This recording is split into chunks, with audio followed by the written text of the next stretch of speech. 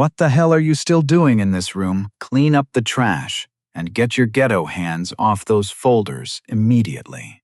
You people always think a uniform gives you the right to nose around where millions of dollars are changing hands.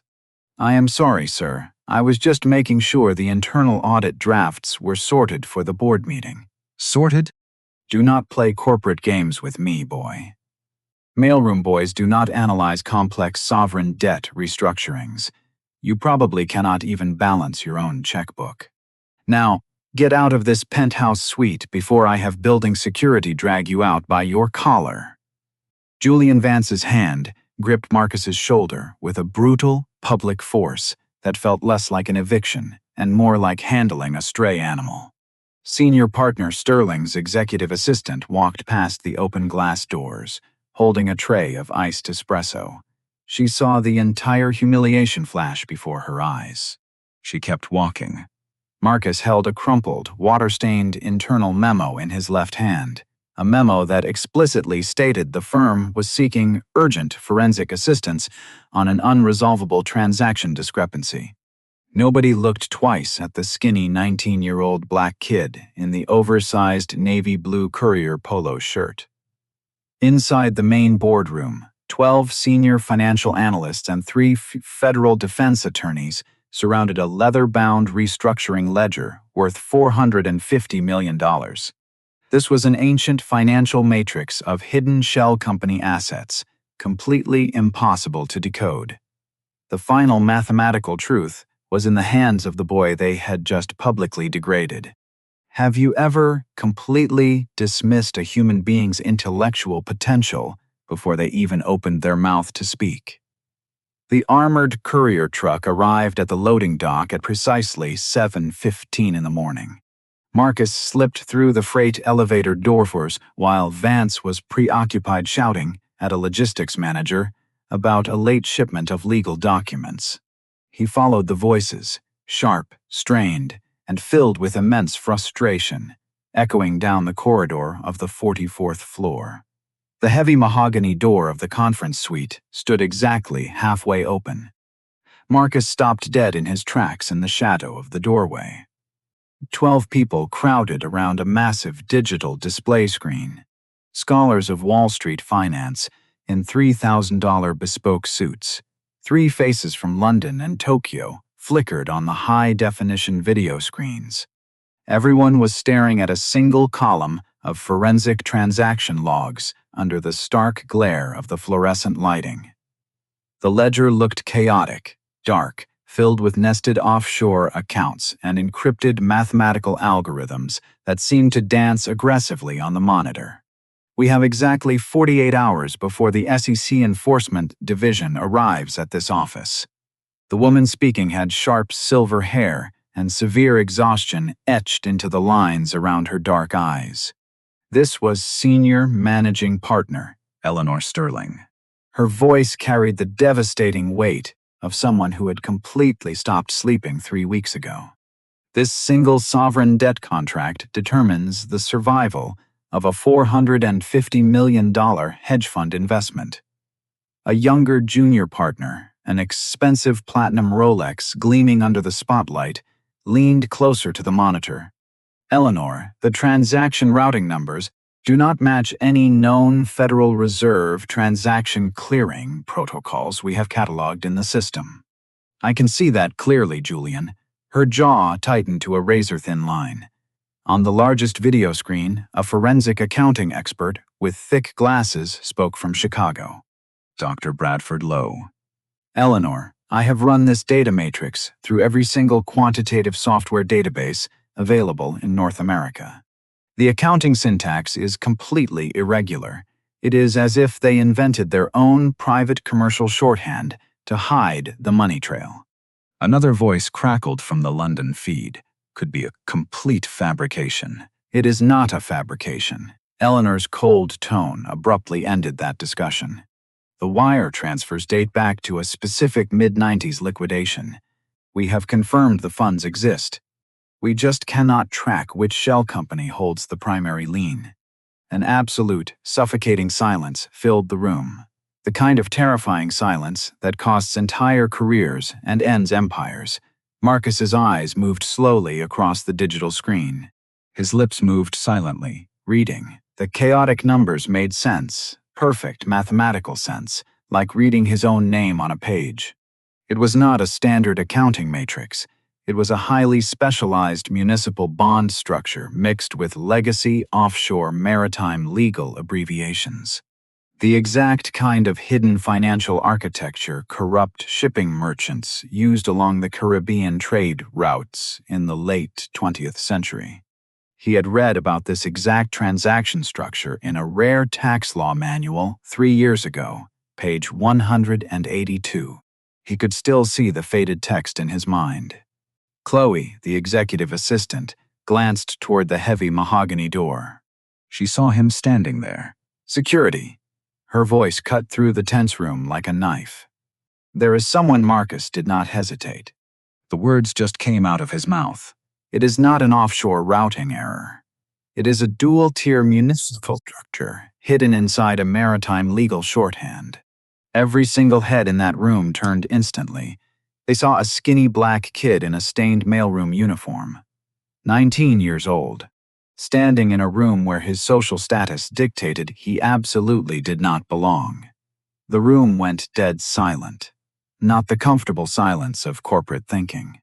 The shocked, paralyzed silence of a broken social hierarchy. Bradford Lowe leaned toward his camera lens in Chicago. That is actually theoretically possible.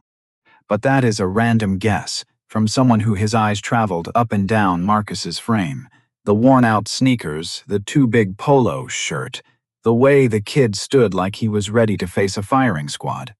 Someone completely untrained. Who what, Bradford? Eleanor's voice had a dangerous edge to it. Lowe backpedaled immediately. Someone without formal Ivy League credentials. Julian Vance, the younger partner, crossed his tailored sleeves. Eleanor, how did this mailroom kid even bypass the security desk down there? I am standing right here. Marcus's voice was quiet, steady. I can hear you.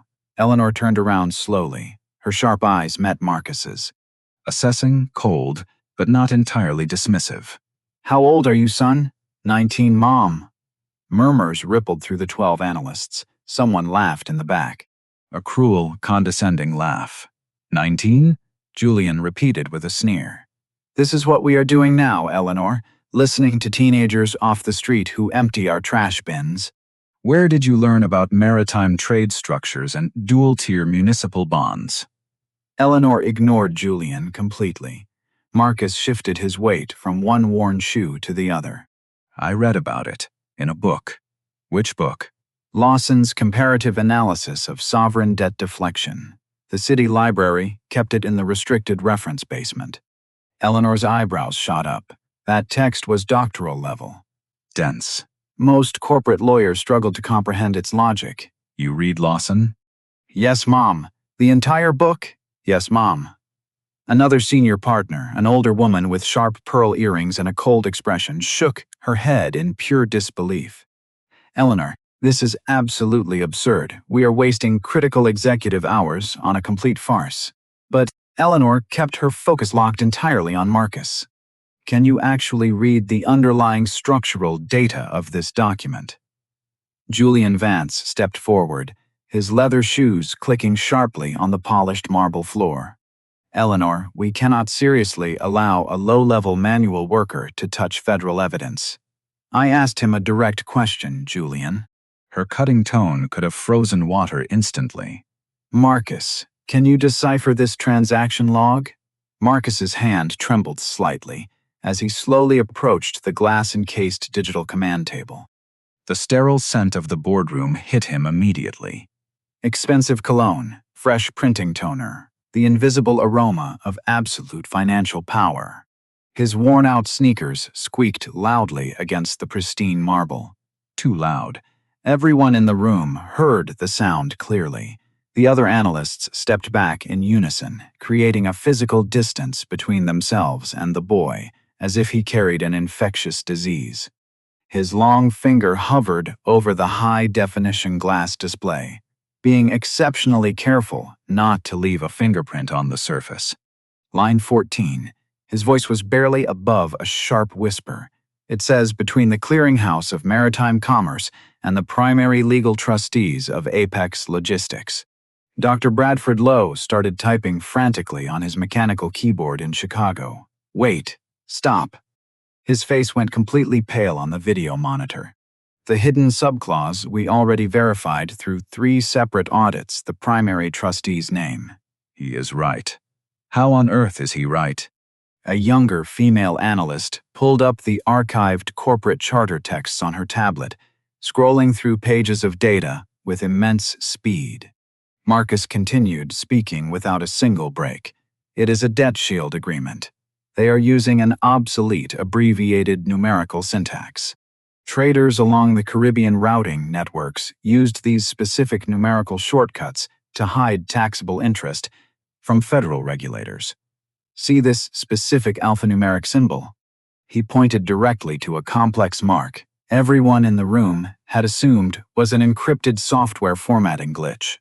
That specific indicator means the fund is fully guaranteed by physical assets currently in maritime transit.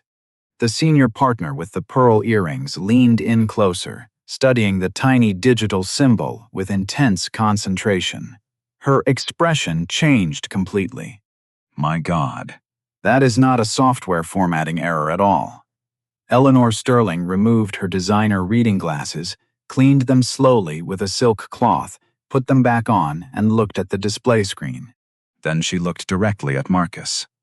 What is your full name, son? Marcus Vance. Mom, no relation to Julian. Where did you study forensic accounting and corporate maritime law, Marcus? I did not study anywhere, Mom. I just read. A lot. Where are your legal parents? The personal question hit Marcus like a physical blow to the chest. His eyes dropped immediately to the floor. His lower jaw tightened. Eleanor saw the subtle flinch. She saw the deep, hidden pain. She did not push him for an answer. Instead, she slid another encrypted printout across the massive mahogany table. This is a legacy ledger from a Panamanian trust. A completely different mathematical encryption system. What about this one? Marcus looked down. His eyes moved across the dense lines of numbers and characters. Fast. A hidden corporate tax receipt. 26th fiscal year of the original offshore holding corporation. The primary taxpayer is officially lodging a formal complaint about the hidden tariff assessment rate. He claims the provincial maritime administrator is taking bribes under the table. A junior analyst laughed, a nervous, high-pitched, uncomfortable laugh. Another senior lawyer looked like he might be physically sick right there. Julian pulled out his personal phone. He started researching frantically, trying to fact-check a 19-year-old mailroom boy in real time. Dr. Bradford Lowe's distorted voice came through the high-end conference room speakers. Eleanor, I do not understand what is happening in that room right now, but that legacy Panamanian translation. I just cross-referenced the encryption key manually. He is accurate, completely, 100% accurate. Someone in the back whispered, He is just a courier kid. Marcus heard the words. Everyone in that room heard the words.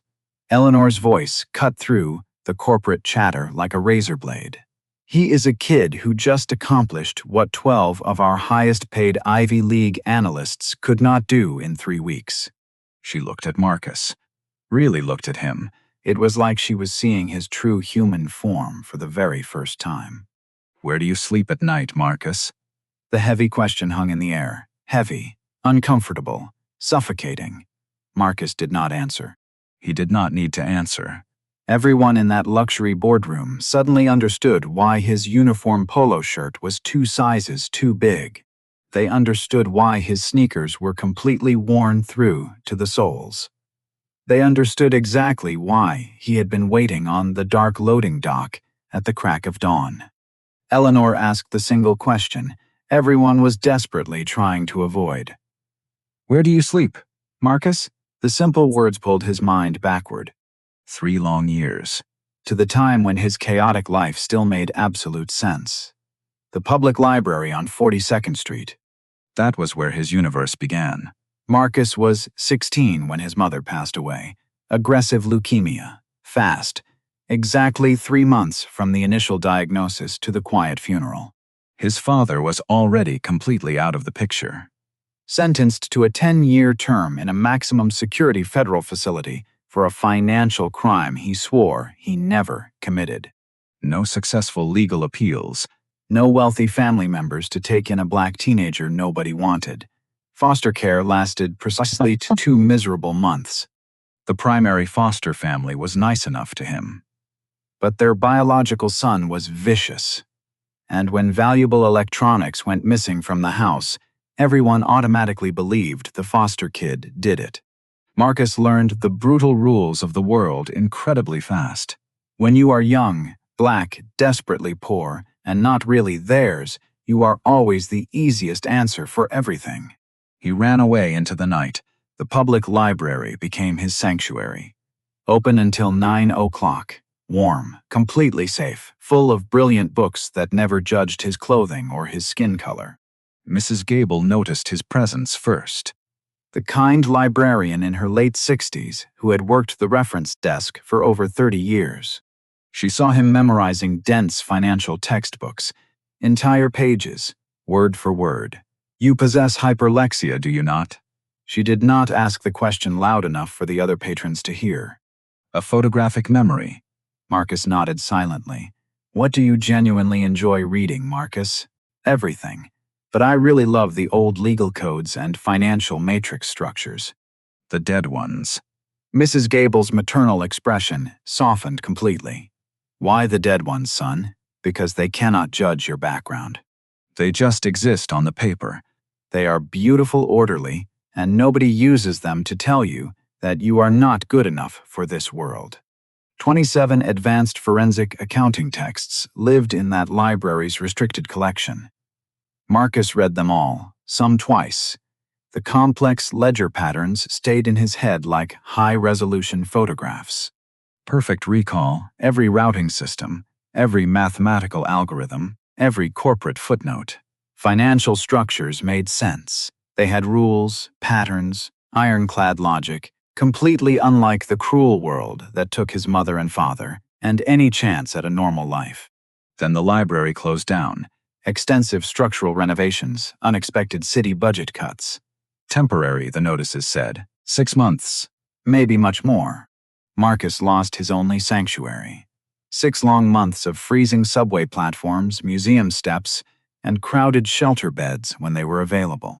Always moving, always exactly one aggressive security guard away from another bitter confrontation. He kept only one book, water-damaged, its spine completely broken, a bright discard stamp in red ink on the cover. Introduction to Sovereign Matrix Systems. Some nights when sleep would not come, he would read it by the harsh glow of a streetlight. The exact same pages, over and over, remembering when he actually had a place that wanted him. Now, he stood in a high-end boardroom full of elite analysts who had attended the best Ivy League universities, who had wealthy families and luxury homes and premium health insurance, and he could easily read what they could not. Eleanor Sterling made her executive decision in precisely 3 seconds. I need you to stay in this room. Help us finish this forensic investigation. The junior partner, Julian Vance, still stood by the doorway, his arms tightly crossed over his chest. Eleanor, is this wise? He is just a courier kid who bypassed security. She did not even look back at him. He is significantly more qualified than half the people sitting in this room. I will take full corporate responsibility. Chloe, the executive assistant who had avoided Marcus that morning, finally spoke up. But he is legally a minor, or barely 19. We need official corporate clearance for any external consultant. Liability issues with federal evidence. Then I will establish him as an independent contractor under my personal authority for today. Eleanor's severe tone allowed absolutely no further argument. Get the paperwork done now. She turned back to Marcus. Are you hungry, son? He hesitated for a brief moment, then nodded quietly. Chloe, order food, whatever he wants from the catering menu. She pulled a spare branded corporate blazer from the executive closet, an adult size. It hung remarkably loose on Marcus's thin, undernourished frame. You work for this firm now, temporarily. We will figure out the long-term details later.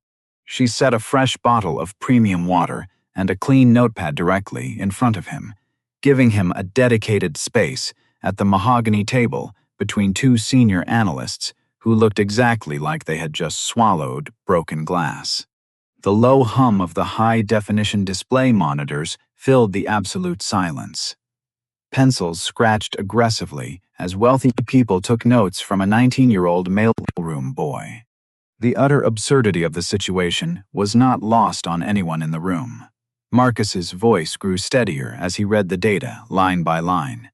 The hidden contract slowly revealed itself, a complex agreement between a shell merchant and a foreign maritime trust, transportation of untaxed capital, heavy penalties for transaction breach, hidden insurance clauses, and specific witness requirements.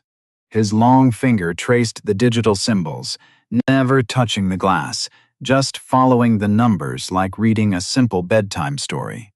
This specific subclause here specifies the exact wire transfer timeline, 30 days from the close of the fiscal quarter, primary payment rendered in silver-backed assets, verified by 3 independent offshore trustees.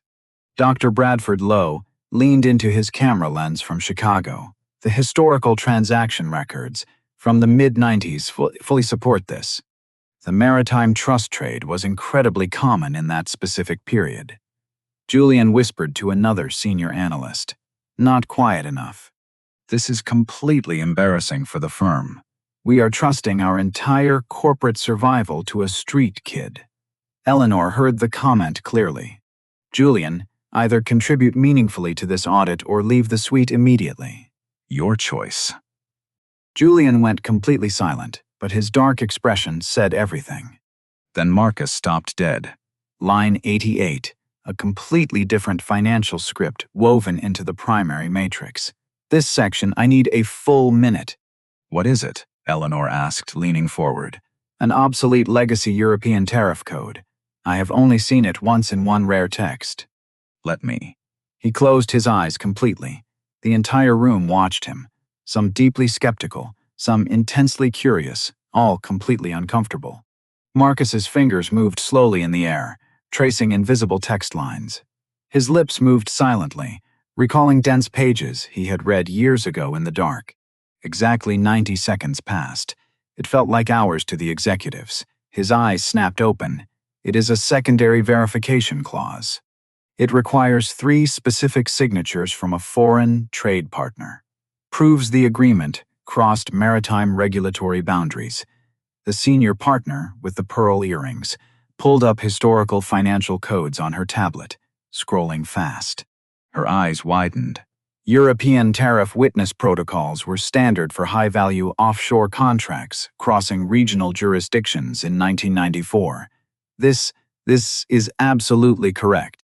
Dr. Bradford Lowe's distorted voice crackled through the high-end speaker system. How old were you when you read about obsolete European tariff codes, kid? 16. Someone made a sharp sound in the back, half a laugh, half absolute disbelief. You memorized a doctoral book about obsolete European tariff codes at 16? Another analyst's voice carried pure, unadulterated skepticism. I do not try to memorize anything. It just stays in my head. Eleanor's personal phone buzzed aggressively. She glanced down at the illuminated screen. Her expression tightened instantly. The hedge fund's primary managing director wants a full update right now. She looked at Marcus, the kid, who had been threatened with eviction 2 hours ago, who was now translating a financial document worth $450 million.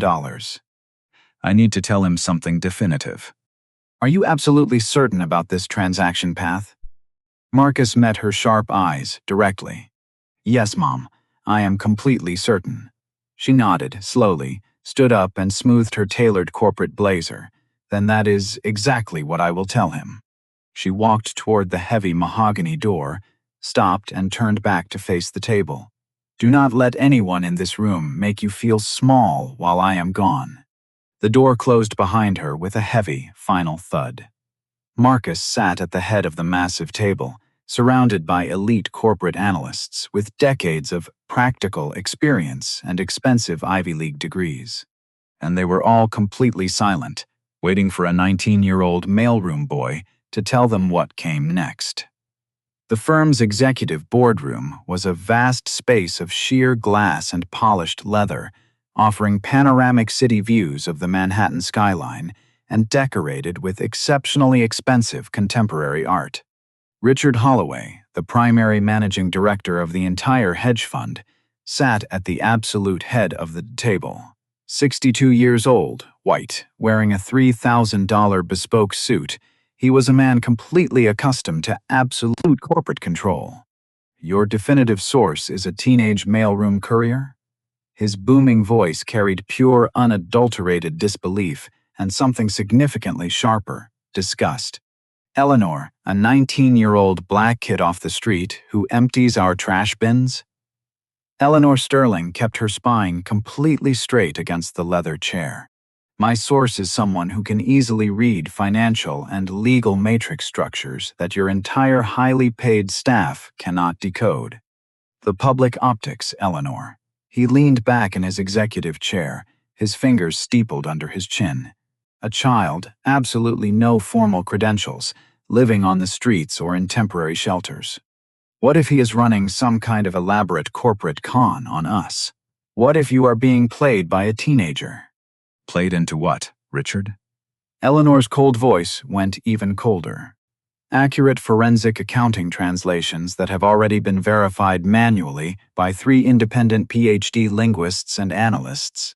The other board members watched the confrontation through the high-definition video screens, completely silent, judging the situation. Patricia Vance, the museum and firm's primary external legal consultant, shook her head in disapproval. Expensive blonde highlights caught the harsh glare of the boardroom lights. Eleanor, we cannot seriously present this data to the Federal Enforcement Delegation. The primary translator is a legal minor or a low-level worker with no standing. Where are his legal parents? Who is legally responsible for this firm if something goes terribly wrong with the SEC? 3 separate independent experts have already confirmed every single line of data he has decoded. Confirmed based entirely on his initial reading. Patricia's tone sharpened to a razor edge. What if he is completely wrong? What if this whole thing is an elaborate fraud? An elaborate what, Patricia? Eleanor stood up, her chair scraping sharply against the floor. A con? By a desperate child who can barely afford to buy a single meal? We have our global corporate reputation to consider, Eleanor, and he has his entire human life to consider. His future. His one real chance at survival. Holloway stood up slowly, walked over to the massive glass window, and looked out over the sprawling city like a king, surveying his vast kingdom. You are genuinely willing to stake your entire corporate career on a 19-year-old homeless boy? Yes.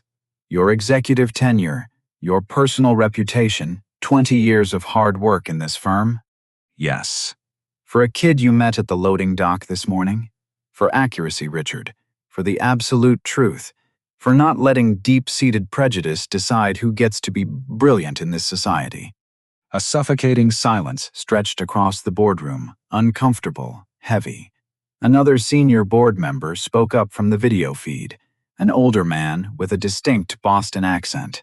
Eleanor, even if the boy is completely right, he is a child from the streets, a deeply troubled child. The federal delegation will see this as highly unprofessional. Desperate.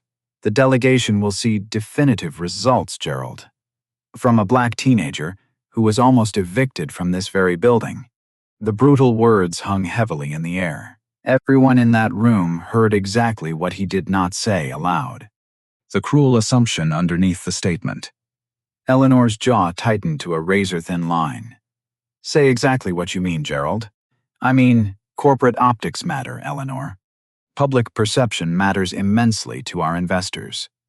We cannot simply trust him. You mean you cannot trust a black child to be what he has already proven he is? Brilliant. Gerald's face flushed a deep, angry red on the monitor. That is absolutely not what I meant. That is exactly what you meant, Gerald. Holloway turned away from the window, his expression grim. This discussion is officially over. We will revisit the data tomorrow morning. Eleanor, I strongly suggest you find a more traditional, credentialed solution to this crisis before the SC arrives.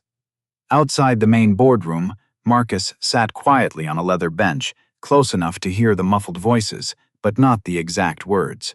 He could hear the sharp tone of anger, the dismissal, the fierce arguments about his worth, not with him. Chloe sat nearby, scrolling through her phone. She glanced over at him briefly, then looked away. They do not mean it personally, she said quietly, not looking up from her screen. Yes, they do. Marcus's voice was flat, completely empty of emotion. I am used to it. Used to what? Being completely invisible until I am suddenly useful, then being too risky to trust the moment the stakes get high. He stood up from the bench. It is always the exact same thing, every single time. He walked slowly toward the elevator doors. Chloe watched him go, a sudden flicker of intense guilt crossing her face. The memory of that morning flashed in her mind, pulling her expensive designer bag away from him, walking right past his humiliation without stopping. The elevator dinged loudly. Eleanor Sterling burst through the boardroom doors, seeing Marcus waiting for the metal doors to slide open. Do not go, Marcus. He did not turn around to face her. Marcus, please stay. I am just making things worse for you here, ma'am. I always make things worse for people. She reached the elevator bank and stood right beside him, not blocking his path, just being present. You are not making anything worse, son. Their fear is their own problem. The elevator doors opened with a soft chime, an empty car waiting inside. Neither of them moved. Eleanor pulled out her personal corporate access card and pressed it firmly into his hand. Tomorrow morning, 8 o'clock sharp. We present the decoded matrix directly to the Federal Enforcement Delegation. What if I mess up the number? I am just a kid from the streets. She bent down slightly, bringing her sharp eyes perfectly level with his, the way a protective mother would. You are not just anything, Marcus. You are extraordinary. His eyes filled with tears. He blinked hard to clear his vision. I need you here tomorrow morning. But only if you choose to come back on your own terms. The elevator doors closed slowly, the empty car departing. Marcus looked down at the sleek plastic card in his hand. Eleanor Sterling, Senior Managing Partner, Sovereign Restructuring Division. Someone in that massive city finally saw him. Really saw his humanity. The only remaining question was whether he was brave enough to show up and face them all again. At exactly 7:55 in the morning, Marcus stood outside the towering glass facade of the Financial District skyscraper. He wore the same worn-out sneakers, his hair quickly combed with water in a cold subway station bathroom. Eleanor Sterling was already waiting for him inside the polished lobby, holding 2 large premium shopping bags containing youth corporate attire, with the price tags still attached. You are an independent financial consultant now, Marcus, so it is time you dress the part. The pristine marble bathroom mirror showed him someone entirely different, a young man in a tailored button-down shirt and charcoal pants that actually fit his frame. This was his first set of new clothes in 18 months, and as he touched the stiff fabric of the collar, he tried desperately not to cry. At precisely 8:15, 3 sleek Blacktown cars arrived at the curb. The Federal Enforcement Delegation, serious men in tailored charcoal suits and a lead investigator wearing a dark navy hijab, carried their legal authority like weapons. Lead SEC investigator Julian Vance's father, Arthur Vance, led them into the building, his sharp eyes missing absolutely nothing. Eleanor, I trust your firm has definitive answers for this discrepancy. Significant structural progress has been made, Arthur. The main executive conference room was thick with tension. and the invisible weight of millions of dollars. Eleanor presented the preliminary forensic findings, mapping out the dual-tier structure, the transaction dates, and the shell company entities. Arthur Vance listened intently, nodding slowly, but revealing absolutely nothing on his face. Impressive work, Eleanor. He opened his leather briefcase and slid a fresh document across the table. We brought a complimentary encrypted transaction fragment from a parallel European account, and we require simultaneous verification right now. Our federal analysts will read the encryption in Washington. Yours will read it here. And if the numbers align perfectly, we proceed with the restructuring settlement. He looked directly at the video screen. Dr. Bradford Lowe, are you ready? Actually, Eleanor stood up, her voice commanding the entire room. Our lead forensic analyst is present in this room. She gestured directly toward Marcus. The room froze instantly as everyone stared. Arthur Vance's expression changed from professional calm to utter disbelief. This is a teenager, Eleanor. This is Marcus Vance, 19, and he is the sole reason we are having this conversation. The junior partner, Julian Vance, whispered sharply to his father in the back, his tone filled with disgust. Why are we wasting critical federal time with a mailroom boy? Marcus understood every single word, but he kept his composure and said nothing. Arthur Vance studied Marcus for a long moment. You translated the primary dual-tier structure? Yes, sir. At 19? Yes, sir. Convenient, Arthur muttered, with absolutely no warmth in his tone. The SEC's chief forensic accountant, Sylvia Sterling, unrelated to Eleanor, set up her advanced decryption software. 43 years old, with 2 decades of elite federal experience, she glanced at Marcus as if he were a child playing dress-up. Shall we begin the verification? Both documents were immediately projected onto the massive digital screens. Sylvia began the audit, her voice flowing smoothly, professional, and completely unshakable. Marcus followed her pace in English, his voice younger but entirely accurate. In the name of the Maritime Clearinghouse, witnessed by the primary trustees, payment rendered in silver-backed assets, weighed and verified. Perfect. Line-by-line synchronization. Same dates, same shell names, same exact financial terms. At subclause 88, both of them stopped abruptly. Sylvia switched her focus to the physical text. This section references. Marcus finished her sentence without hesitation. A third-party European tariff witness, we identified the protocol yesterday afternoon. She stared at him in absolute shock. You know obsolete European tariff witness protocols? Yes, Mom, it is standard cross-regional trade structure for that era. Where exactly did you study forensic accounting, young man? Books, Mom, public library reference books. Is the verification wrong? She removed her reading glasses, cleaned them slowly, and put them back on. No, it is museum quality, completely accurate. A long, suffocating pause filled the room. From library books? Yes, ma'am. Arthur Vance watched this extraordinary exchange, silent, deeply assessing. His junior attaché spoke up, his loud voice meant to be heard by everyone. Are we genuinely trusting a federal restructuring agreement to a kid from the streets? Sylvia turned around, her eyes sharp. We are trusting absolute mathematical accuracy, which this young man has just provided. She looked at Marcus, completely devoid of doubt. Your reading is correct. Completely correct. The sudden validation hit Marcus like oxygen after drowning. His hands shook violently under the mahogany table, but his voice stayed perfectly steady. Thank you, Mom. Arthur Vance stood up abruptly. 30-minute recess, everyone out. Sylvia approached Marcus the moment the room cleared. How many financial encryption systems have you taught yourself, Marcus? 7 legacy systems, a few modern algorithmic structures. At 19?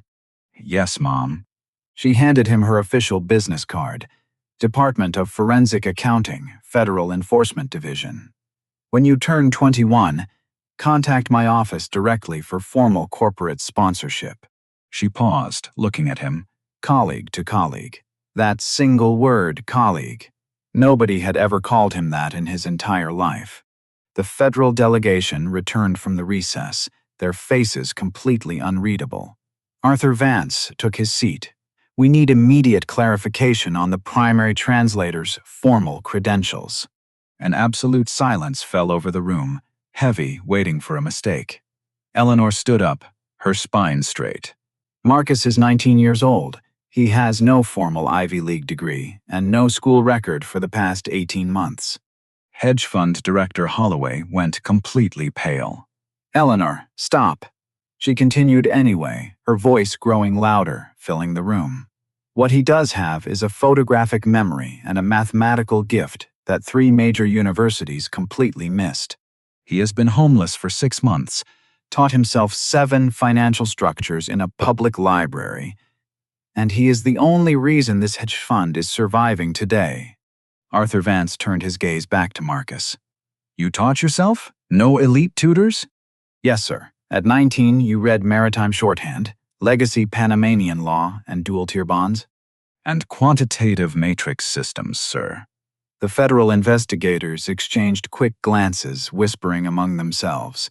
A senior investigator spoke up. Director Vance, our department has a specialized fellowship for exceptional analytical prodigies. The federal government offers full academic scholarships. Eleanor stepped forward protectively, a fierce look in her eyes, like a mother defending her child. With all due respect, West Marcus belongs in New York. We need programs here to support him. He should not have to leave his home or face homelessness just to be valued by this society. Marcus's eyes filled with hot tears. Nobody had fought for him like this since his mother passed away. Arthur Vance walked slowly around the massive table, stopping directly in front of Marcus. Stand up, young man. Marcus stood up, trying his best not to shake. If we proceed with this forensic translation as our official legal foundation for the restructuring, I have one non-negotiable condition. The entire room held its breath. Your full name will be listed as the primary forensic translator on all official federal documents, academic records, and international financial archives. Marcus's voice broke completely.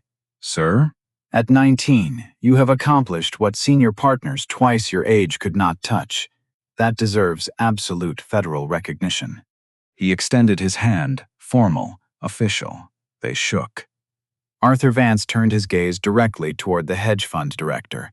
And you will ensure this young man has proper institutional support, exceptional education, and safe housing, Richard? You have my word, Eleanor interrupted, before Holloway could even speak. He will never be homeless again. Sylvia Sterling added from the side, we will provide official federal reference letters for any elite analytical program he applies to in the future. Julian Vance, the junior partner, who had doubted Marcus from the very beginning, stood up slowly from his seat. He approached the table, his arrogant expression completely shattered, replaced by a deep look of shame. Marcus, I was completely wrong about you, entirely wrong. I judged your worth by your age and your temporary circumstances instead of your actual ability. I formally apologize. Marcus did not know what to say to the man. Thank you. No, thank you, Julian muttered. You taught me something incredibly important today. Other senior analysts approached the table one by one, offering their hands, sincere apologies, and professional respect. The silver-haired woman, who had questioned his credibility earlier, spoke softly. I have been in this financial field for 40 years, Marcus. What you accomplished today is nothing short of remarkable. Even Chloe, the executive assistant, came over. I am so sorry for this morning, Marcus, for pulling my designer bag away from you, like you were some kind of criminal. She could not even finish her sentence, her eyes filling with guilt. She did not need to finish it. I see you now, she said quietly. Really see you. Arthur Vance raised his voice to command the room. Tomorrow morning, we officially sign the restructuring agreement with Marcus Vance's name listed on the primary document. He looked directly at the hedge fund director. This is absolutely non-negotiable. Holloway could only nod his head in silent agreement. The federal delegation filed out of the room. Sylvia paused at the heavy door. Marcus, the financial district values genius at any age. Remember that. The heavy door closed. Marcus stood in a room full of elite corporate executives who had dismissed him as trash hours ago. Now they saw exactly what Eleanor had seen from the start. A human being worth believing in. The delegation broke for a brief lunch. Marcus found his way back to the quiet courier mailroom. In the basement, empty now, completely still. He stared at the preliminary legal document on the desk. His full name was neatly typed in sharp black ink. Marcus Vance, primary forensic translator. His long finger gently traced the letters on the paper, as if they might completely disappear if he blinked his eyes. Eleanor found him there in the quiet space. She did not announce her presence. She just sat down directly beside him on a plastic chair. Not across from him, but at the exact same level. She did not speak right away. She just sat there, being completely present. Finally, she broke the silence. My father was a night janitor at Columbia University. Marcus looked up, completely surprised. He worked the late shifts, she continued, her voice soft. When my mother was very sick, he would bring me to work with him. I would sit in the empty lecture halls and read dense books that wealthy students left behind. Philosophy, corporate law, literature, books. I had absolutely no business understanding at 12 years old. Did you eventually go to Columbia, ma'am? Eventually, yes, But first, someone in power had to look past the janitor's uniform and see the daughter. She pulled out her personal phone and showed him an old photo. A young girl, maybe 15, standing proudly next to an older black man in a faded custodian uniform. Both of them were smiling warmly. His name was Samuel, she said, her voice softening. He told me something that night I have never forgotten. He said, Eleanor, they will always see the uniform before they see you. Prove them wrong every single time. I was 16 when he said that to me. Your age, almost. Marcus studied the faded photograph intently. The young girl who grew up to become senior partner, Eleanor Sterling. The proud father who believed in her future. You remind me exactly why I do this difficult work, Marcus. I just read chaotic numbers, ma'am. No, she turned to face him fully. You remind these arrogant executives that genius does not arrive with an Ivy League resume, or a specific age requirement, or a permanent street address. Her hand rested gently on his shoulder, not like Julian's brutal grip that morning, not pushing him away from the folders. This touch was light, warm, saying, I see you, I believe in you, I have something important for you, Marcus. She reached into her blazer and pulled out a brand new, laminated library card. His name was printed perfectly across the front. Mrs. Gable called my office yesterday. Eleanor smiled. She has been looking for you since the Central Library branch reopened last week. His hands trembled violently as he took the small plastic card. The Advanced Mathematics section has a dozen new forensic accounting books, an anonymous corporate donation. She gave him a small smile. They are waiting for you, Marcus. Marcus tried to speak, but he could not. The library card became completely blurred through his tears. And I talked directly to Youth Social Services, she continued. We are setting up an official temporary guardianship. You will have a safe, warm place to stay while we figure out long-term legal arrangements. The hot tears finally came. Quiet. Years of holding his broken life together, finally breaking down completely. She did not tell him to be strong. She did not shush him. Instead, she pulled him into a warm, tight hug, his first real human hug in 3 long years.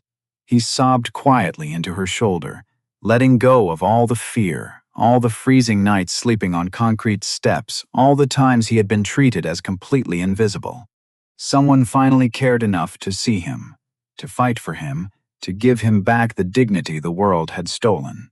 You are going to be okay, Marcus, she whispered softly. I promise you, you are going to be okay. And for the very first time since his mother passed away, Marcus actually believed it. At precisely 2 o'clock in the afternoon, the executive team gathered back in the main conference room for the final contract review before signing.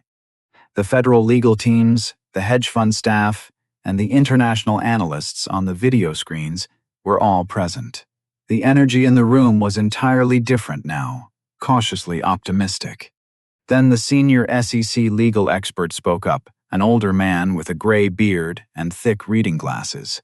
There is a critical discrepancy in the core data. The room froze instantly. The primary currency conversion rate on line 43 is deeply flawed. If this calculation is incorrect, the entire restructuring contract completely fails federal validation. Eleanor Sterling leaned forward, her eyes narrowing. What specific kind of discrepancy, Arthur? The baseline municipal calendar year does not align with the federal fiscal year we require for legal standing under international commerce law. If this conversion is off by even a fraction, 3 major banking institutions lose their claims. $450 million in assets will vanish into federal litigation. Holloway's face went completely white. Dr. Bradford Lowe pulled up historical financial references on his screen, typing frantically in Chicago. We need to verify this against the firm's private archival ledger codex, but that physical book is in deep security storage. 6 hours minimum to retrieve and authenticate the data. Arthur Vance checked his platinum watch grimly. Our return flight to Washington leaves at 8 o'clock tonight. Without immediate verification of line 43, the federal government cannot sign this settlement. Can we please reschedule for tomorrow morning? Holloway's voice carried absolute desperation. Next month, perhaps, Arthur replied coldly. But the political regulatory window closes entirely this Friday. After that, federal priorities shift. The massive deal was dying right there, in real time. Everything Marcus had accomplished, Eleanor's corporate reputation, and the firm's survival were all collapsing into nothingness. Marcus's voice came out small but incredibly clear from the end of the table. What if I verify the municipal conversion numbers right now? Every single head turned toward him instantly. The archival ledger codex, I read it cover to cover 2 years ago when it was on public display in the city library basement. Julian Vance stood up abruptly, his chair scraping. Marcus, that codex contains over 400 pages of dense, encrypted historical calendrical tables. I know, you were 16 years old. I know, you are seriously saying you remember it, all of it. Sylvia Sterling, the chief SEC accountant, leaned forward with intense curiosity. You possess complete photographic recall? Marcus nodded his head slowly. Holloway shook his head in absolute disbelief. Eleanor, this is far too risky for the firm. We cannot stake our entire corporate survival on a street kid's memory of a book he read 2 years ago in a library. Arthur Vance's booming voice cut through the rising panic. Young man, if you are wrong, this restructuring agreement fails permanently. Years of complex diplomatic and financial work will be completely wasted. I understand the consequences perfectly, sir. The immense pressure on a 19-year-old was staggering. This isn't fair to ask of you, son, Eleanor whispered, touching his arm gently. Marcus, are you absolutely certain? It is okay to say no. His voice steadied as he looked at her. Nothing about my life has been fair, Mom. But this calculation, this is something I can do. I remember the exact conversion tables from the text. Let me try.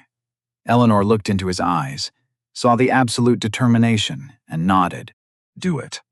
The executives immediately rearranged the room, placing Marcus at the absolute head of the table. 20 powerful people watched him, waiting. He closed his eyes completely. The entire room held its breath. An absolute silence fell, broken only by the low hum of the fluorescent lights, someone's expensive watch ticking, and the distant traffic below on the streets of Manhattan. Marcus's long fingers began to trace patterns slowly in the air, as if he were reading invisible lines of text. His face showed intense concentration, his eyes moving rapidly under his closed lids. He was seeing it clearly in his mind. The exact page. Faded, ink-stained, as clear as the day he had first read it. Sweat formed on his forehead despite the cool, air-conditioned room. Page 247. His voice sounded distant, certain. Third column. His eyes stayed closed, his fingers still moving in the air. The historical table Converts municipal calendar year 1050 to fiscal year 1994. He opened his eyes, blinked, and looked around the room like waking from a heavy dream. The contract date matches perfectly. It is entirely valid. Eleanor grabbed the conference phone instantly. Archives, this is senior partner Eleanor Sterling. Authorization code Alpha 7. Pull the historical ledger codex data immediately. Page 247, third column. I need verbal confirmation in exactly 1 hour. The archive supervisor's voice crackled through the speaker. Director Sterling, that is a 6-hour security process. Make it 1 hour. The survival of this firm depends on it. She hung up the phone with a sharp click. Now they waited. 60 minutes stretched out like long days. People made desperate small talk, filled with nervous energy, but nobody was really listening to anyone else. Marcus sat completely apart from the executives, second-guessing his own mind. What if his photographic memory had failed him for the first time? What if he had mixed up the pages? What if he had just destroyed Eleanor's entire career?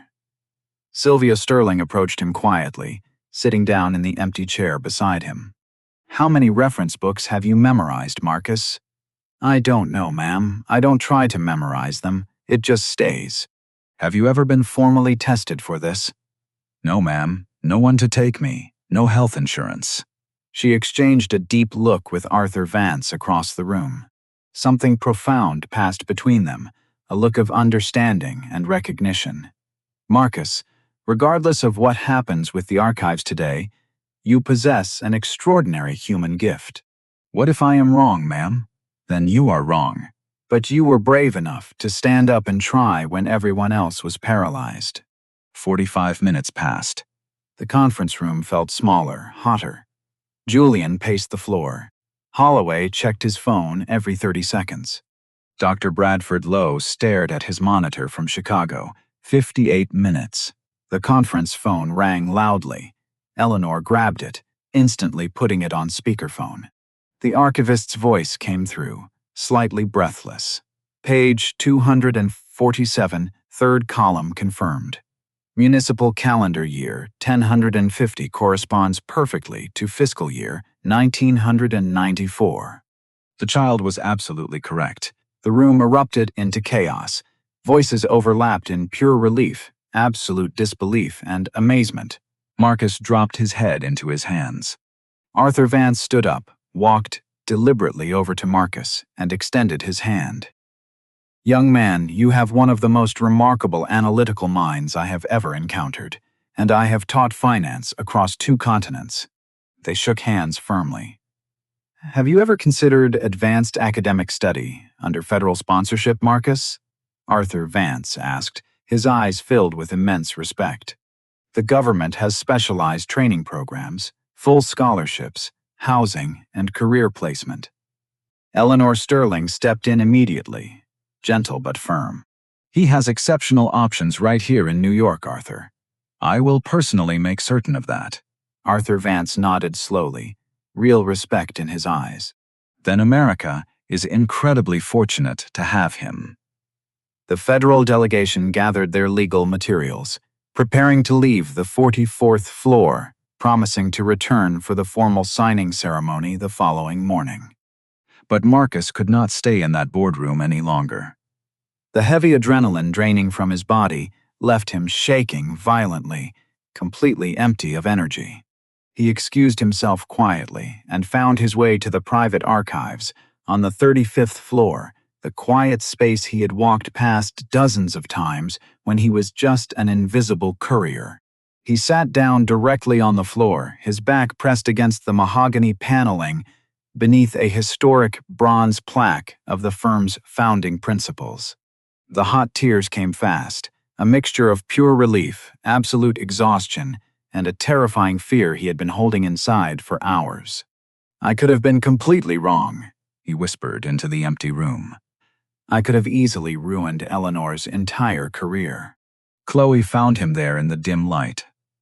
The executive assistant who had actively avoided him that morning did not ask for permission to enter. She just sat down directly beside him on the floor, mirroring his position with her back against the wall. They sat in absolute silence for a long moment. "I am so sorry, Marcus." Her voice was quiet, trembling. "For this morning, for pulling my designer bag away from you, like you were something dangerous, like you were trash." "I see you now," she said, her eyes filling with tears. "Really see you for who you are, and I am so deeply sorry I didn't before." Marcus nodded his head, slowly, unable to speak through his own tears. She pulled a protein bar and a small bottle of juice from her purse, placing them in his hands. "You haven't eaten a single thing all day, Marcus. You are still a teenager. You need to eat." A small human kindness, but it had a massive impact on his soul. He took the food, whispering a quiet thank you. They sat together on the floor, two people who had started the morning on opposite sides of a rigid social wall, both learning something profound about seeing past superficial surfaces. Above them, the bronze plaque stood silent, an ancient witness to a modern moment of human grace. At exactly 6 o'clock in the evening, the grand lobby of the skyscraper transformed into a sea of media lights. Marble columns rose 30 feet into the air, and crystal chandeliers caught the evening light. This historic room had hosted global CEOs and international trade delegations. Tonight, it hosted a 19-year-old homeless boy. Press filled the back rows, cameras flashing rapidly, with reporters from the New York Times, Wall Street Journal, and Bloomberg. This was no longer just an internal corporate audit, it was breaking international news. The massive signing table sat on a raised wooden platform, ornate, historic, usually reserved for multi-billion-dollar mergers. Marcus stood to the side, adjusting the blazer Eleanor had bought him, the price tag still tucked neatly inside. She had purchased it during lunch without even asking his size. She just knew. It fit his thin frame perfectly. Managing Director Holloway, the federal delegation, and legal teams from 3 separate institutions took their designated seats at the table. Cameras flashed aggressively, and reporters murmured rapidly into their microphones. Arthur Vance raised his hand for silence. "Before we officially sign this restructuring agreement, there is one critical correction to the legal document." Concern rippled through the corporate crowd instantly. Not another error. He pointed directly to the byline, the official forensic credit lines. "This currently lists only our institutional analysts, Dr. Bradford Lowe, Sylvia Sterling, and our respective federal teams." He looked directly at Marcus. "I insist we add primary forensic translation and verification by Marcus Vance, independent scholar." The room went dead still, then applause broke out. Scattered at first, then building into a roaring wave of public, permanent recognition. His full name was being entered into the official federal record. Holloway had absolutely no choice but to agree, not with international cameras rolling, not with federal witnesses watching his every move. "Agreed," Holloway muttered. An assistant brought the amended contract, printed fresh and notarized on the spot. There, in sharp black ink, official and real. Primary forensic translation and verification by Marcus Vance, independent scholar. The formal signing proceeded, pens moving across paper, handshakes exchanged under the bright flashes of light. Then the press questions began. A reporter from the New York Times called out, "Senior Partner Sterling, can you speak to your team's specific methodology?" Eleanor stepped directly to the microphone, her voice steady and unyielding. "I can speak to what happens when our society almost misses human genius because it does not arrive in the expected package." She told his story to the world. 19 years old, homeless since 16, entirely self-taught in a public library. dismissed repeatedly by guards and executives alike. Marcus out-analyzed financial experts with decades of experience and elite degrees, not despite his circumstances, but because his mind simply works at a level most of us cannot comprehend. She paused, letting the heavy truth land in the room. And we almost threw him out of this building like trash this morning. The room shifted uncomfortably, a raw truth, spoken aloud in a space built on appearances. A Bloomberg reporter called out, "Can we hear directly from Marcus?" Every single camera turned instantly toward the side of the stage.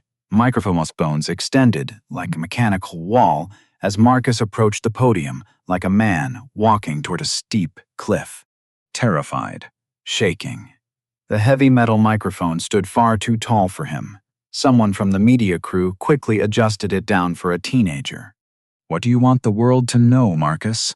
His mouth went completely dry as his hands trembled against the wood. This morning, he had been completely invisible to the city. Now, the entire world was watching him. Eleanor Sterling nodded with quiet encouragement from the side of the stage. He found his voice, small, cracking, but completely honest. "The public library saved my human life." The words came slowly, heavy with emotion. "Books were my only family when I had absolutely no one left in this world. And Eleanor believed my words when everyone else just saw a dangerous problem to remove from the lobby." He pointed directly to her, hot tears filling his eyes. "She saw my humanity, really saw me." His voice broke completely under the lights, but he pushed through the pain. "So, if there is a kid sitting on skyscraper steps tomorrow, or inside a library, or anywhere at all, please just see them." The media room went absolutely silent, phones recording, cameras capturing the raw, unfiltered truth from a child. Another reporter called out, "What is next for you, Marcus?" Marcus's face showed an honest, deep confusion. "I don't know. I have never been able to think about next. I just tried to survive each day on the streets." Arthur Vance stood up from his seat, approaching the microphone slowly.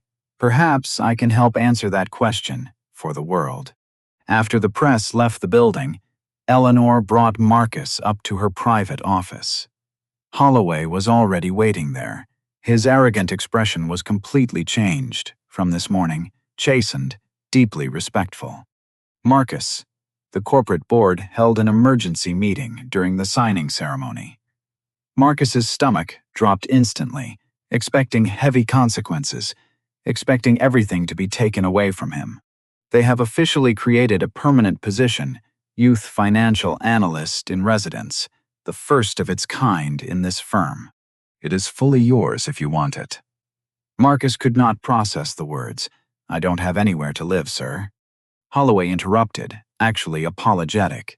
"The position includes a premium housing stipend, full health insurance, educational support, and everything you need." Eleanor continued, her voice warm.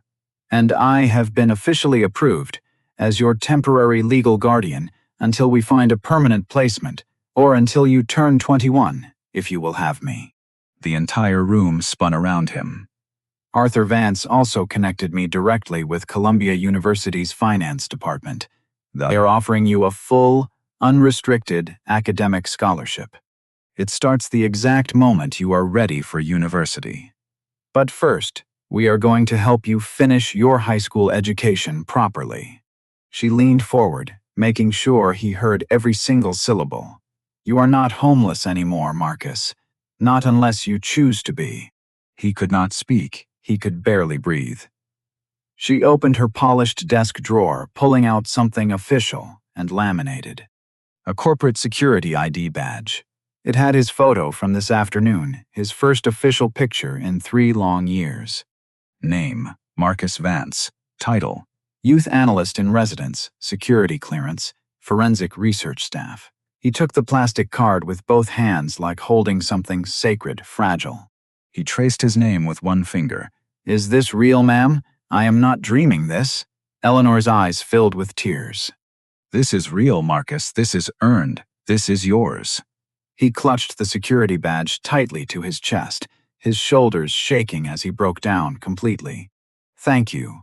Words are completely inadequate, insufficient. Thank you. The federal delegation waited in the Marble Hall for their final goodbyes before their flight back to Washington. Arthur Vance shook Marcus's hand once more.